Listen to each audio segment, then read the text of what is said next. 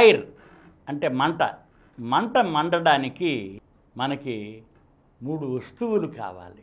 Fire అంటే ఏమిటి అంటే 3 వస్తువులు.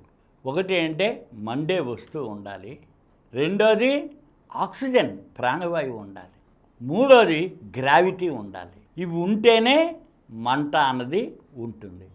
మనం చూస్తూ ఉంటాం, ఒక అగ్గిపుల్ల గీస్తాం, గీగానే ఇమ్మీడియట్గా ఆ రాపిడితోటి అగ్గిపుల్ల అంటుకుంటుంది. దానికి ఉన్న ఫాస్ఫరస్ ఇది దాన్ని అంటుకుంటుంది. మంట చూడండి ఎలా ఉంటుందో, పైకి వెళుతూ ఉంటుంది, పైకి వెళుతూ ఉండి అది మండుతూ కొవ్వొత్తిని వెలిగిస్తాం. కొవ్వొత్తిని చూడండి, గమనించండి, మంట ఒత్తి నుంచి అది ఆయిల్ తీసుకుని ఆయిల్ వేపర్ అయిపోయి మండుతూ ఉంటుంది, మంట పైకి వెళుతూ ఉంటుంది అన్నమాట. అందుకని ఒకటి మండే వస్తువు కావాలి, మండని వస్తువు మండదు.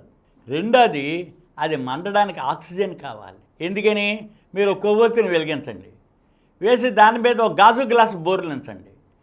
గాజు గ్లాసులో అంతకుముందు గాలి ఉంది కదా, ఆ గాలిలో ఆక్సిజన్ ఉంది. అందుకని ఆక్సిజన్ ఉన్నంత వరకే కొవ్వొత్తి మండుతుంది. ఎప్పుడైతే ఆక్సిజన్ అయిపోతుందో వెంటనే కొవ్వొత్తి ఆరిపోతుంది. అందుకని కొవ్వొత్తి ఆరిపోవడానికి కారణం ఆక్సిజన్ లేకపోవడం. అంతేకాదు, ఇప్పుడు లేకపోతే ఏదైనా బెడ్ ల్యాంప్ కానీ వాటిల్లో కానీ చూసినట్లయితే మనకి వెలిగిస్తాం. వెలిగించిన తర్వాత బెడ్ ల్యాంప్కి చూడండి, అడుగున బర్నర్ దగ్గర మీకు హోల్స్ ఉంటాయి. ఎందుకని? గ్రావిటీ వలన ఏమవుతుందంటే చల్లటి గాలి ఏమో దగ్గరికి కింద ఉంటుంది, అది వేడెక్కి పైకి వెళ్ళిపోతుంది. అందుకని గ్రావిటీ ఉంటేనే కానీ మీకు మంట పైకి స్ప్రెడ్. ఆక్సిజను గ్రావిటీ ఉన్నాయి కాబట్టే మంటలు స్ప్రెడ్ అయిపోతుంటాయి. ఇప్పుడు అడవులు తగలడిపోయినా ఏదైనా మనం చూస్తుంటాం, గృహాల్లో వాటిల్లో ఫ్యాక్టరీస్లో కనుక ఫైర్ ఒక చోట స్టార్ట్ అయితే పక్కకి గబగబా స్ప్రెడ్ అయిపోతుంది. అలా స్ప్రెడ్ అవ్వడానికి కారణం ఒకటి ఆక్సిజన్, గాలిలో ఉన్న ఆక్సిజన్, రెండోది గ్రావిటీ. గ్రావిటీ ఏంటి అంటే చల్లగాలికి వేడిగాలికి మధ్యలో ఉండే డిఫరెన్స్ తీసుకొస్తుంది. మీరు కింద మూసేయండి, బర్నర్కి దేనిలైనా ఆరిపోతుంది. బర్నర్ ఇది లేదు, బర్నర్ అందుకే పెడతారు, కింద నుంచి చల్లగాలి వస్తుంది, గ్రావిటీ పైకి వేడిగాలికి వెళ్తుంది. మంట అనేది ఎప్పుడు పైకే ఉంటుంది, మంట ఎప్పుడు పైకే ఉంటుంది. అయితే ఇక్కడ ఒక ప్రశ్న వచ్చింది, వేడి వెలుతురు అనేది మనకి మంట నుంచి వస్తాయి. మీరు ఏదైనా మీరు దీనిలోకి వెళతారు, చీకటి గదిలోకి, మీ చేతులు అగ్గిపుల్ల ఉందనుకోండి, ఒకసారి వెలిగిస్తారు, లేకపోతే అక్కడ కొవ్వొత్తి ఉంటే వెలిగిస్తారు. అందుకని కొవ్వొత్తి మండుతూ ఉంటుంది, మండుతూ ఉంటే మీకు వేడిని ఇస్తుంది, వెలుతురుని ఇస్తుంది. మరి మనకు సూర్యుడు వేడిని వెలుతురు ఇస్తున్నాడు కదా, మరి సూర్యుడిలో ఆక్సిజన్ ఉందా అంటే ఆక్సిజన్ లేదు. మరి ఎలా మండుతున్నాడు? మండే వస్తువులు ఏమైనా ఉన్నాయా అంటే లేవు. మండే కంబస్టిబుల్ మెటీరియల్ అంటూ ఉండాలి. సూర్యుడిలో మనం 18వ సంవత్సరంలో స్పెక్ట్రోస్కోపీ ద్వారా గమనిస్తే హైడ్రోజను హీలియమే కనిపించినాయి, 99%, 99 ఆల్మోస్ట్. అందుకని మరి ఎలా జరుగుతుంది? అక్కడ ఆక్సిజన్ లేదు, మండే మెటీరియల్ లేవు, లేకపోయినా కూడా మనకి వేడిని వెలుతురుని సూర్యుడి నుంచి రిసీవ్ చేసుకుంటాం. దీనికి ఉదాహరణగా చెప్పుకోవచ్చు, థామస్ ఆల్వా ఎడిసన్ 200 సంవత్సరాల క్రితమే ఆయన ఎలక్ట్రిక్ బల్బు కనుక్కున్నాడు. ఎలక్ట్రిక్ బల్బ్, ఆ ఎలక్ట్రిక్ మనం రూమ్లోకి వెళ్తాం, ఎలక్ట్రిసిటీ ఆన్ చేస్తాం, చేయగానే బల్బులో ఒక ఫిలమెంట్ ఉంది, గమనించారు లేదో? ఆ ఫిలమెంటు వేడెక్కి వెలుతురునిస్తుంది. మరి అందులో బల్బులో ఆక్సిజన్ ఉందా? లేదు. ఆక్సిజన్ ఉంటే మంట వచ్చేది, బర్న్ అయిపోతుంది అన్నమాట. దానిలో ఇన్నర్ట్ గ్యాస్ పెడతారు, అంటే గ్యాస్ ఉన్నా ఉండకపోయినా. ఆక్సిజన్ కనుక లేకపోతే మండదు, కానీ బల్బులో ఆక్సిజన్ ఉంటే ఫిలమెంట్ బర్న్ అయిపోతుంది. అందుకని ఆక్సిజన్ ఉండదు, ఇన్నర్ట్ గ్యాస్ నింపుతారు. నింపేసరికి ఏమవుతుంది? కరెంటు ద్వారా టంగ్స్టన్ వైర్ని మనం వేడి చేస్తే అది రెడ్ హాట్గా వేడెక్కుతుంది. కరెంటు ఫ్లో వలన హీట్ ప్రొడ్యూస్ అవుతుంది, ఆ హీటు లైట్ని ఇస్తుంది అన్నమాట. అలాగే ఎలక్ట్రిక్ బల్బులాగే సూర్యుడిలో ఆక్సిజన్ లేకపోయినా మనకి వేడిని పుట్టించే మెటీరియల్ ఉంది. అక్కడ ఏముంది? హైడ్రోజను హీలియం ఉన్నాయి. అందుకని హైడ్రోజన్ హీలియం ఏమవుతుంది? ఇనఫ్ మెటీరియల్ చాలా ఉంది దానిలో. ఇప్పటికే 4.5 బిలియన్ సంవత్సరాల నుంచి సూర్యుడు పుట్టాడు.